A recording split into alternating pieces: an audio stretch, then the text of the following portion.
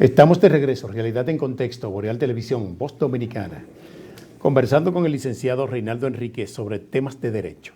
Licenciado, hablando del reglamento 782. 87.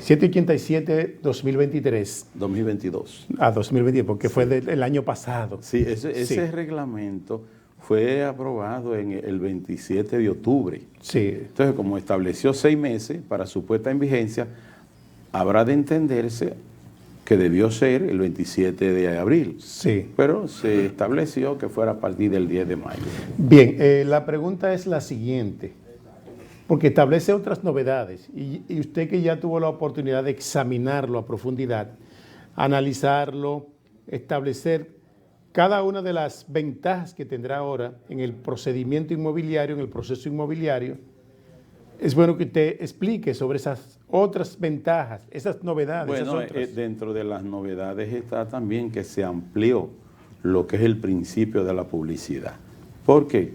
Porque usted sabe que hay procesos de orden público, pero también hay procesos de carácter privado, como el deslinde, como el condominio, como la subdivisión, la refundición, algún levantamiento que tiene que ver con regularización parcelaria.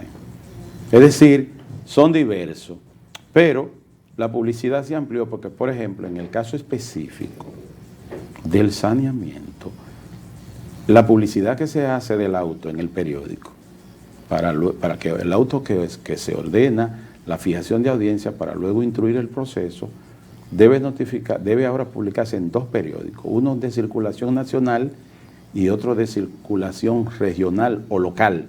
¿Es un elemento adicional? Eso es adicional, sí, porque antes se hacía nacional solo, sí, pero ahora se va a hacer de manera dual, es decir, tanto nacional como regional. Ahí lo que hace es ampliar la publicidad. Ampliar la publicidad, se gastará algo más, sí, pero va a quedar mejor llevado por el cumplimiento a ese reglamento. Claro está, se le va a notificar al abogado del Estado, se le va a notificar a los colindantes, se le puede notificar a los vendedores, en el caso de que así fuese, y se le puede notificar a cualquier interesado que esté cerca por ahí, que pueda, y el que no se le haya notificado y tenga algún interés, pues podrá comparecer, como siempre, sin necesidad de que se le haya citado, con el solo hecho de demostrar que tiene un interés legítimamente protegido y que ese saneamiento puede ser que afecte su derecho a la propiedad y como se trata de un proceso de orden público que procura depurar algunos derechos, pues evidentemente que se podrá instruir con o sin litis. Cuando digo esto es porque propiamente es una reclamación. Sí. Lo que pasa es que es una reclamación contenciosa, correcto, no necesariamente litigiosa, porque cuando decimos litigioso es porque hay una pugna de más de una persona, pero un reclamante que no tenga contendores adversos o contendiente adversario, pues es una reclamación pura y simple, y no significa esto que el juez no lo va a conocer. Sí, el juez lo va a conocer, tan pronto se cumpla con la fase técnica y que se haya sometido a esa parte, porque las 3 etapas van a estar, la parte técnica, la parte judicial y la parte registral. Lo que pasa es que ahora se amplía más el abanico para que se cumpla más con la parte de la publicidad y en la parte netamente procesal también se amplía porque ahora hay más rigurosidad. Que este reglamento amplía un poco más las formalidades que tiene que ver con el saneamiento. Fantástico. Bueno, Realidad en Contexto tiene eso, la particularidad de hacer enfoques amplios, edificantes a la opinión pública nacional. Y entonces, ¿esos mismos detalles aplican para el deslinde? No necesariamente así no exactamente. Porque como el deslinde ya es un asunto que ya tiene que ver con un asunto netamente privado, de derecho privado, aunque sin dejar de ser especial, porque un derecho registral, como el deslinde, de una constancia anotada, que se podrá someter a un deslinde, también un acto de venta que podrá ser objeto también de un procedimiento de deslinde, pues es decir, que la parte técnica sí va a estar y también se va a cumplir con la publicidad normal, porque no es un proceso de orden público, pero tan pronto se concluya con esa parte técnica y que se pueda aprobar, pues muchos dicen se enviará a la jurisdicción contenciosa, porque el 130 párrafo de la ley 108 establece que los deslindes son contradictorios. Sí. Bueno, yo entiendo, como siempre lo he dicho, si hay objeción de algún colindante o de algún interesado, irá a la jurisdicción contenciosa. Pero hay un reglamento que... Pero si no hay objeciones, entiendo yo que el reglamento nos va a obligar a que se llegue a la parte contenciosa, aunque eso era lo que se venía arrastrando. Pero se está conociendo, cuando no hay un tercero que reclame algún derecho, se está conociendo de manera administrativa el deslinde, ¿no? Cuando no hay objeciones. Efectivamente. No hay objeciones, bueno, conocer quizás no es la palabra.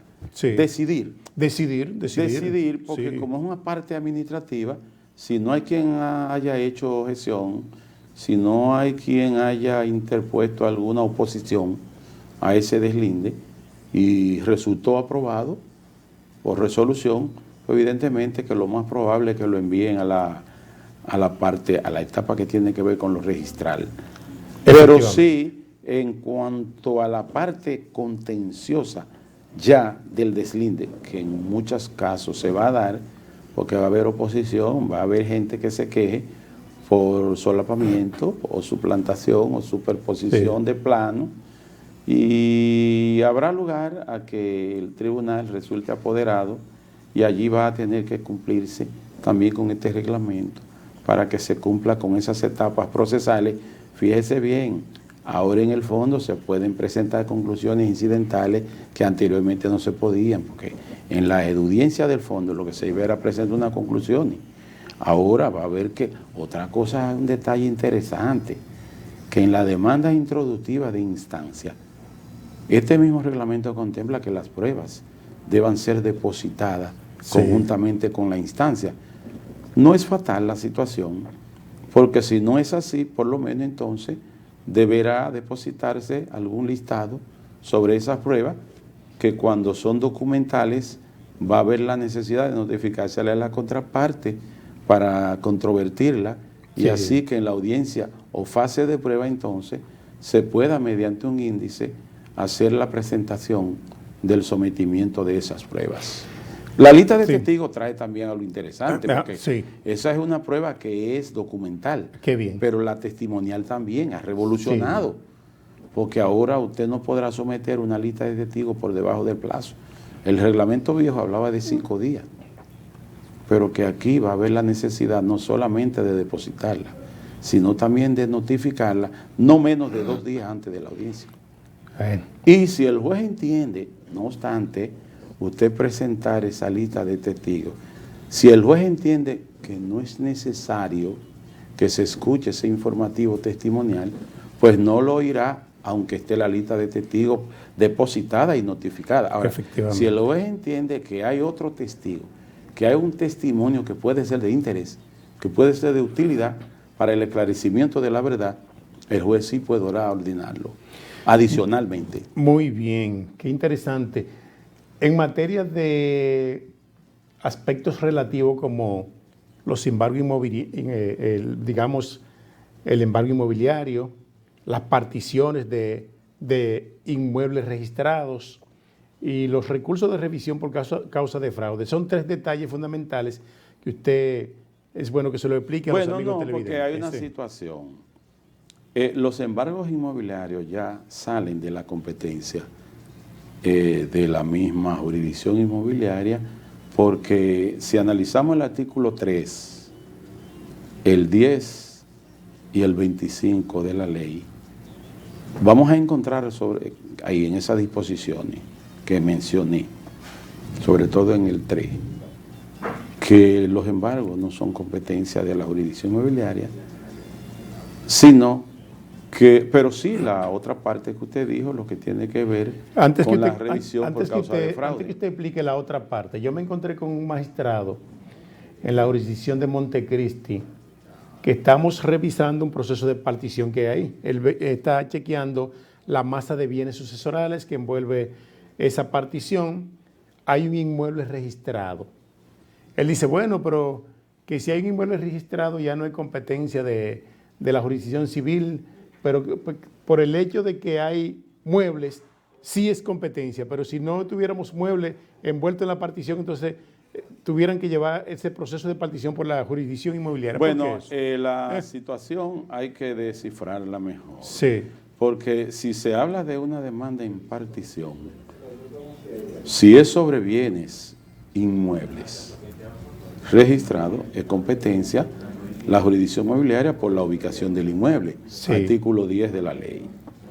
Pero si es una demanda en partición que versa sobre bienes muebles, eso es de la jurisdicción civil. Sí. Ahí estamos claros en eso. Ahora bien, si es una demanda en partición que tiene bienes tanto muebles como inmuebles, y dentro de los bienes inmuebles hay bienes que son registrados, solamente lo atinente a la partición sobre bienes inmuebles registrados va a ser de la competencia en razón de la materia de la jurisdicción inmobiliaria y en razón de la competencia territorial por su ubicación, solamente si son inmuebles registrados.